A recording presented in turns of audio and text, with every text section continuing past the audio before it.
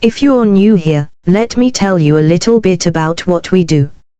In this channel, we help you improve your English listening and writing skills through real-life stories, examples, and engaging content. Today's episode is especially helpful for intermediate learners. You'll hear stories that are designed to boost your listening comprehension, and by the end, you'll feel more confident with your language skills. Each story is fictional but will help you connect with real-life situations. So, get ready to improve your English by just listening. Let's start with a question for you. How do you feel when you hear a story in English? Do you understand everything or do you struggle with some parts? Are there words that confuse you or maybe you miss the point of what's happening?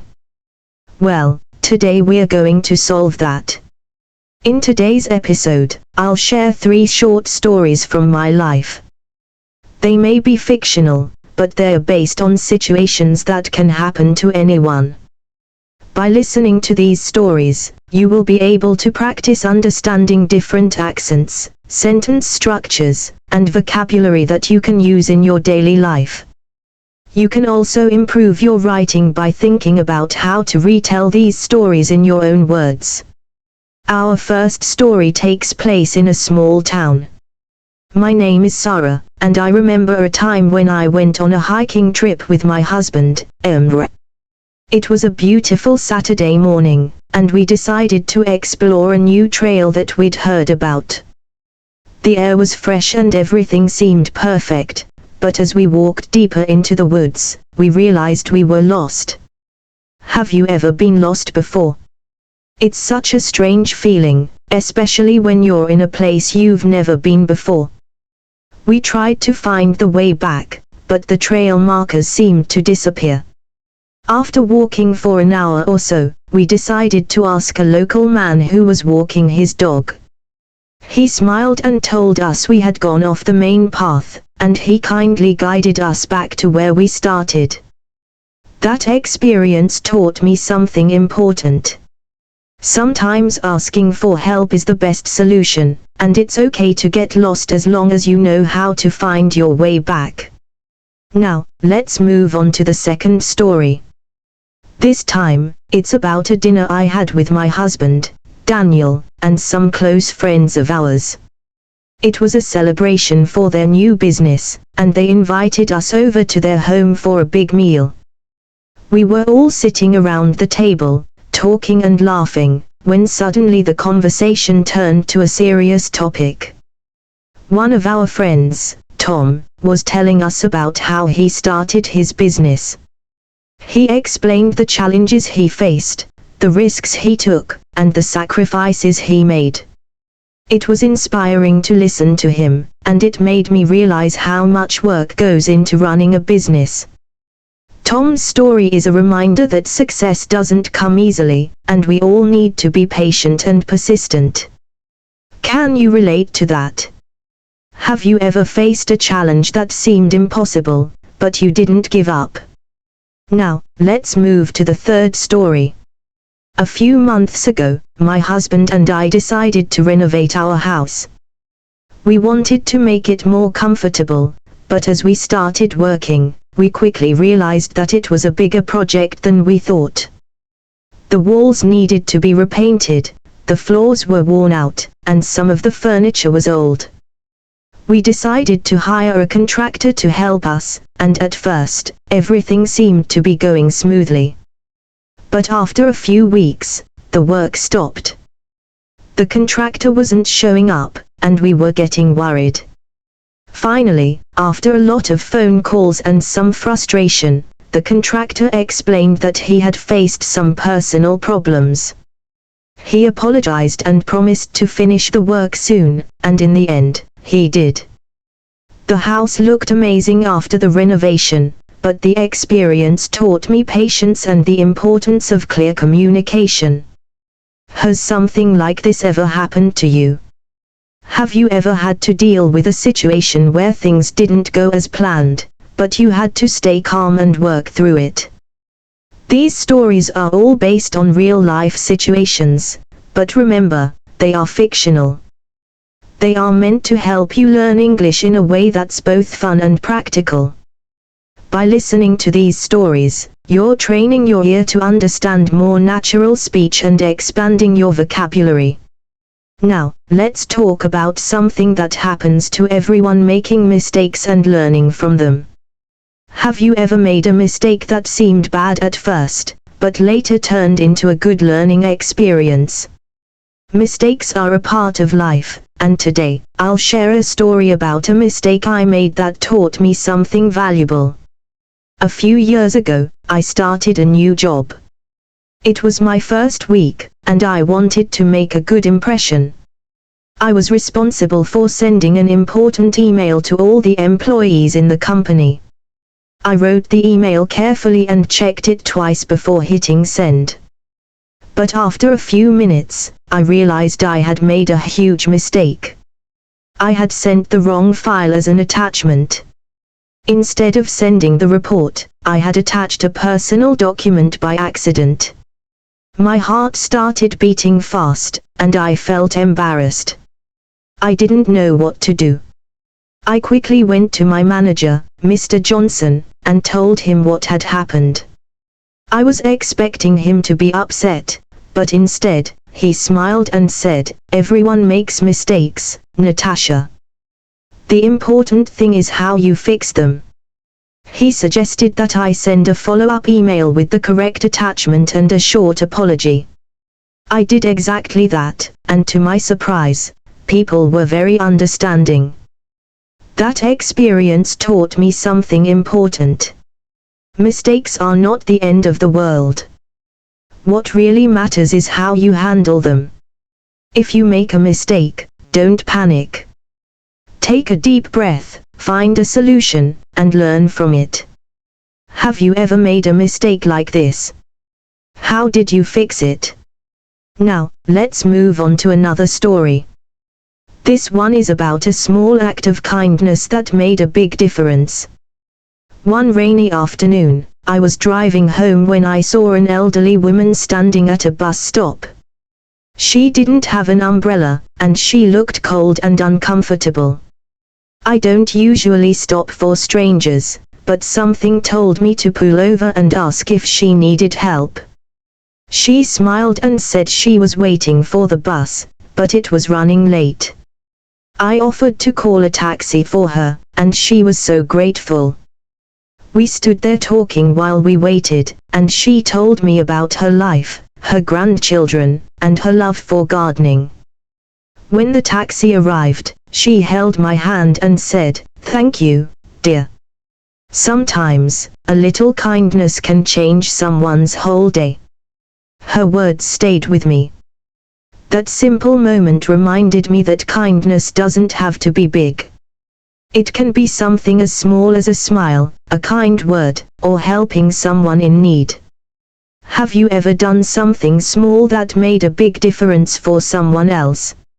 Or has someone helped you in a way that you'll never forget? Sometimes, we don't realize how much our actions mean to others. Now, let's think about another common situation: making decisions. Every day, we make choices, big and small. Some decisions are easy, like choosing what to eat for breakfast, but others can be difficult. Let me tell you about a time when I had to make a tough decision. A few years ago, I had a job that was comfortable, but I wasn't happy. I wanted to try something new, but I was scared. What if I failed? What if I made the wrong choice? I thought about it for weeks, and finally, I decided to take a risk. I left my job and started working on something I truly loved. It wasn't easy, but it was worth it. Looking back, I realized that sometimes, the hardest decisions lead to the best opportunities. Have you ever had to make a difficult decision? How did you handle it? Sometimes, we overthink things, but in the end, trusting ourselves is the key. Let's take a moment to reflect on what we've talked about so far: mistakes, kindness, and decisions. These are all part of life, and the way we handle them shapes who we are. But there's one more thing I want to talk about: patience. We all want things to happen quickly, but sometimes we have to wait. Let me share one last story with you. A few years ago, my husband and I planned a vacation to a beautiful island. We were excited, but when we arrived at the airport, we found out that our flight was delayed for 6 hours. At first, I was frustrated. I just wanted to get to our destination. But then, I decided to change my attitude. Instead of complaining, we used the time to read, talk, and even play a few word games. By the time we finally boarded, I realized that patience can turn a frustrating situation into an opportunity to enjoy the moment. Have you ever been in a situation where you had to wait longer than expected? How did you handle it? Patience is not always easy, but it helps us stay calm and make the best of every situation. Now, let's keep going with more real-life stories. Imagine waking up in the morning and thinking about all the things you have to do. Maybe you have work, school, or important tasks waiting for you. Some days feel easy, but other days feel stressful. Now imagine this. What if one small change in your daily habits could make your whole day better? What if a simple decision in the morning could help you stay calm, focused, and happy throughout the day? I want to share a story about how one small habit changed my life. A few years ago, I used to wake up late. Every morning, I would rush to get ready, skip breakfast, and run out the door feeling stressed. I thought I was saving time by sleeping longer, but in reality, my whole day felt chaotic. I was always in a hurry, I forgot important things, and I felt exhausted before my day even started. One day, I decided to try something different. Instead of waking up at the last minute, I set my alarm 30 minutes earlier. At first, it was difficult, but soon, I started noticing a difference. I had time to sit quietly with my morning coffee, write down my goals for the day, and even go for a short walk. That simple change, waking up a little earlier, helped me feel more in control of my day. I no longer felt rushed, and I was able to focus better at work. Have you ever made a small change in your routine that had a big impact? Sometimes, the smallest habits can bring the biggest improvements in our lives. It could be as simple as drinking a glass of water in the morning, writing down 3 things you are grateful for, or stretching for 5 minutes before starting your day. Small actions can lead to big results over time. Now, let's talk about something we all experience: unexpected problems. Life doesn't always go as planned. No matter how much we prepare, there are moments when things go wrong. What matters is how we respond. Let me tell you a story about a time when everything went wrong for me, but I learned an important lesson from it. It was a Sunday morning, and I had planned to go on a road trip with my family. We were excited because we had been planning this trip for weeks. We packed our bags, got in the car, and started driving. Everything was going perfectly. The weather was beautiful, the road was clear, and we were listening to our favorite songs. But then, after about an hour on the road, our car suddenly broke down. The engine stopped working, and we were stuck on the side of the highway. At first, I felt frustrated.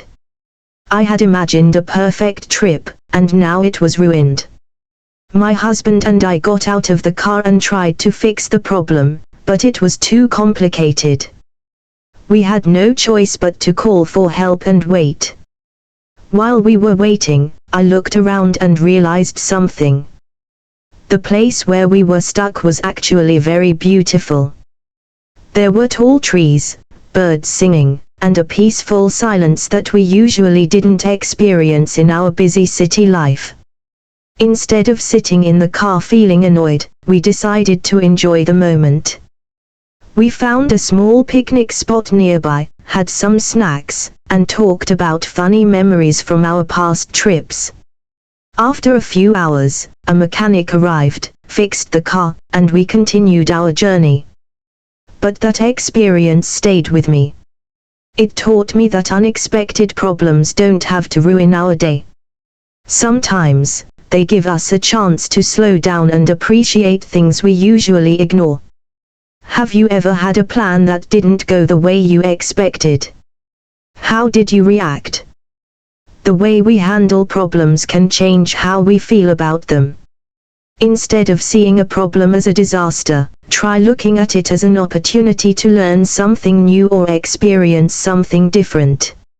Now, let's talk about communication. We all have conversations every day with family, friends, colleagues, or even strangers. But sometimes, misunderstandings happen. Have you ever said something and realized later that the other person misunderstood your words? Or have you ever felt frustrated because someone didn't understand what you were trying to say? Let me tell you about a situation that taught me the importance of clear communication. A few years ago, I was working on a big project with my team. We had a deadline coming up, and everyone was busy. One afternoon, I sent a quick message to one of my teammates, Lisa, asking her to send me some important files. I wrote, "Hey, Lisa, can you send me the files when you have time?" Lisa replied, "Sure." But hours passed, and she didn't send the files. I started feeling frustrated because I needed them to finish my work. Later that evening, I finally asked her again, "Lisa, do you have the files?" She looked surprised and said, "Oh, I thought you meant whenever I had free time, not that you needed them today." At that moment, I realized my mistake. My message was too vague.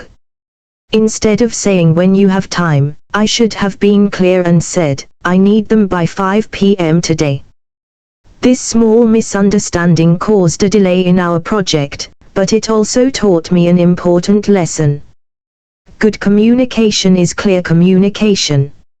Have you ever had a misunderstanding because of unclear words? It happens to all of us. The best way to avoid it is to be specific when we speak or write. Instead of saying, "I need this soon," try saying, "I need this by tomorrow morning." Instead of saying, "Let's meet later," try saying, "Let's meet at 3 p.m. at the cafe." Small details can make a big difference in how we understand each other. Now let's talk about something even more important, listening. Good communication isn't just about speaking clearly. It's also about listening carefully. Have you ever had a conversation where you felt like the other person wasn't really listening to you? Maybe they were looking at their phone, thinking about something else, or interrupting you before you finished speaking. Listening is a skill that can improve our relationships, our work, and even our learning. Let me tell you about a time when listening changed the way I saw a situation. One evening, my friend Daniel called me. He sounded upset. He started telling me about a problem he was facing at work. As he talked, I immediately started thinking about solutions. I wanted to give him advice, so I interrupted him and said, "You should do this."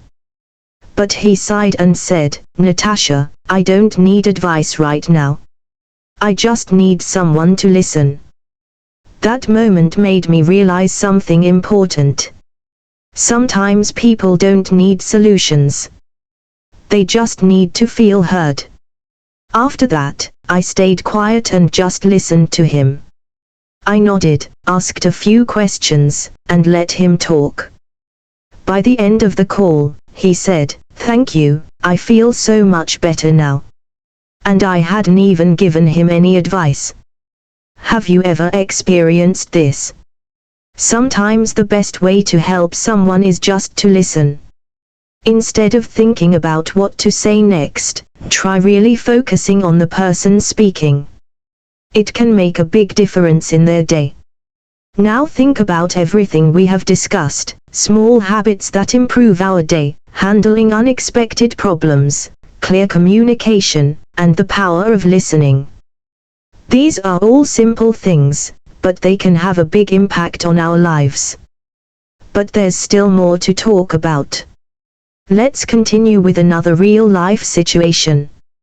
Now let's imagine another real-life situation, one that many of us have faced at some point. Imagine you are at a new job, or maybe you are starting a course at a new school. You don't know anyone, and everything around you feels unfamiliar. The people around you already seem to know each other. They are talking, laughing, and working together. Meanwhile, you feel a little nervous and unsure about how to start a conversation or make friends. This situation can feel uncomfortable, but let me tell you a story about how one small step can change everything.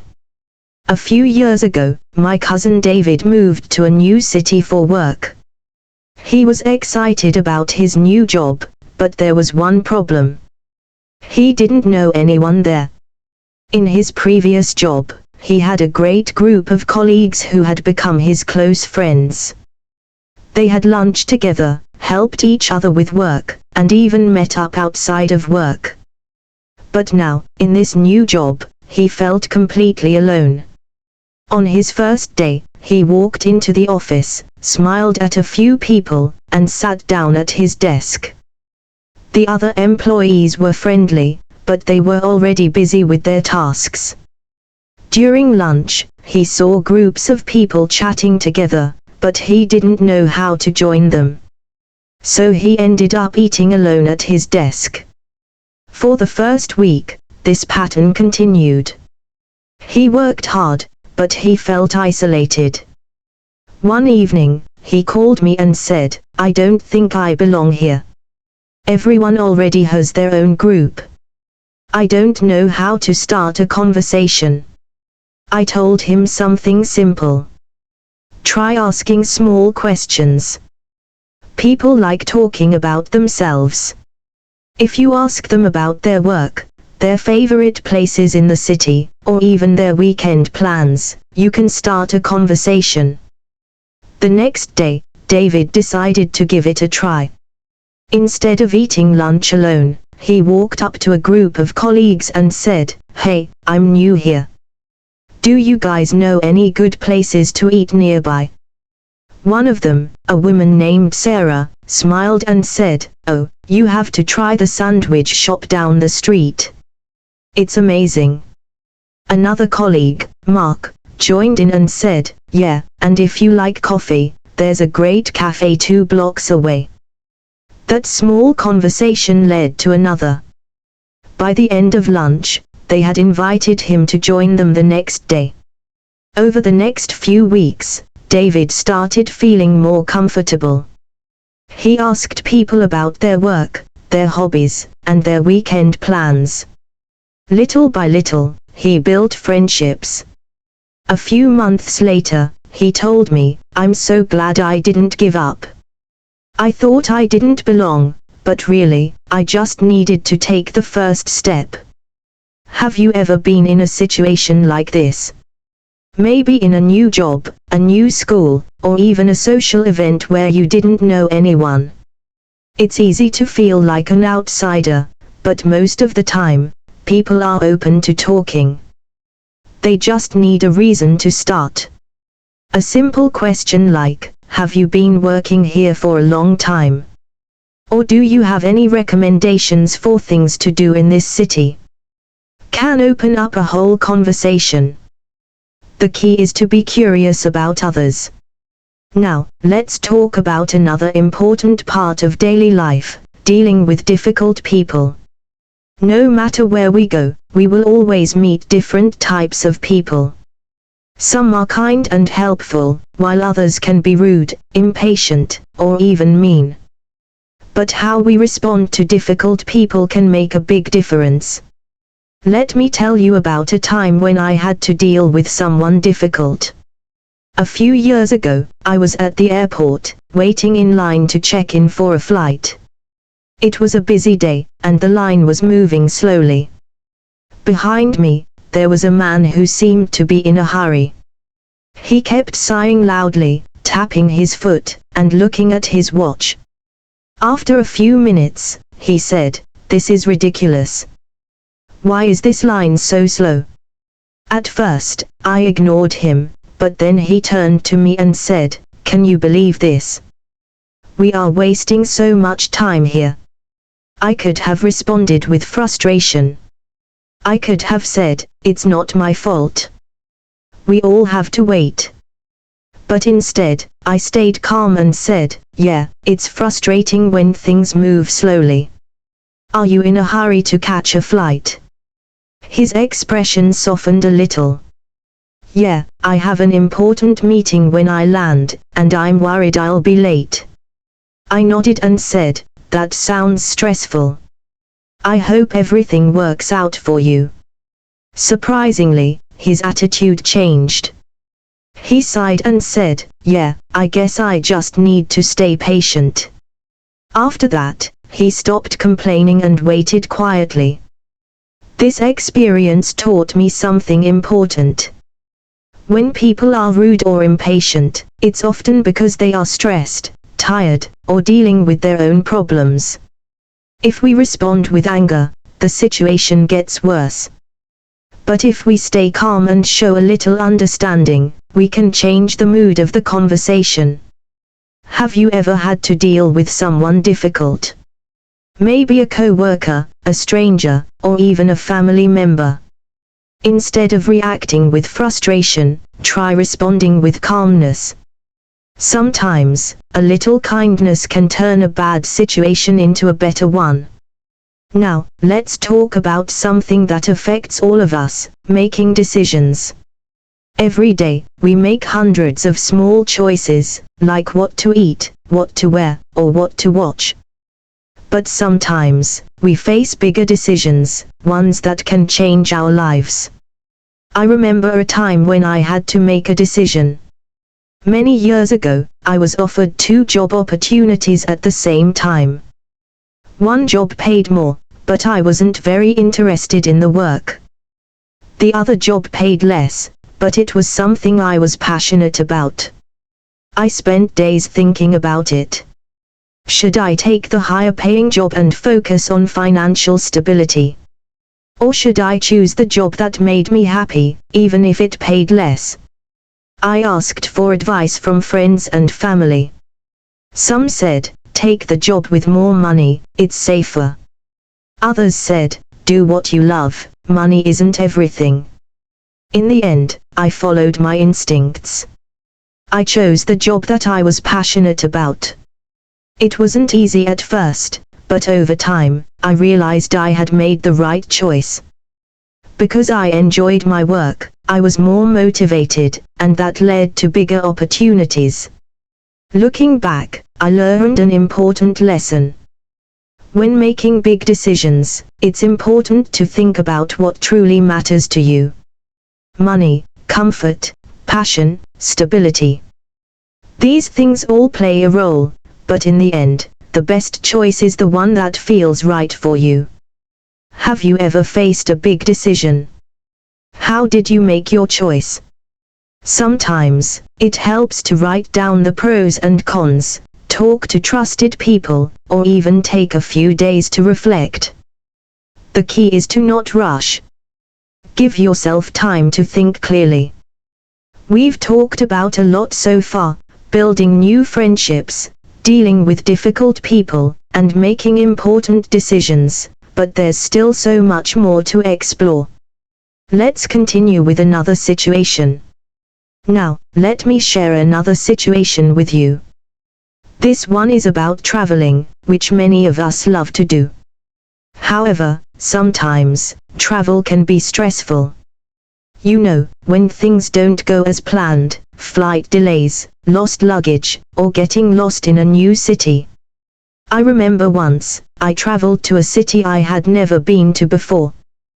The flight was delayed, and by the time I arrived, it was already evening. I had no idea where my hotel was, and my phone was low on battery. I had to rely on public transportation to get to the hotel, but I didn't even know the local language very well. I went to the information desk and tried to ask for directions. I showed them the name of my hotel, and they pointed me to the bus stop. But when I went outside, I realized I didn't really understand the bus schedule or the language enough to figure out which bus to take. I felt frustrated and a little nervous, but I didn't want to give up. Instead of standing there feeling lost, I decided to approach a couple sitting on a bench nearby. They seemed friendly, so I took a deep breath and asked, "Excuse me, do you know how to get to this hotel?" To my surprise, they spoke a little English,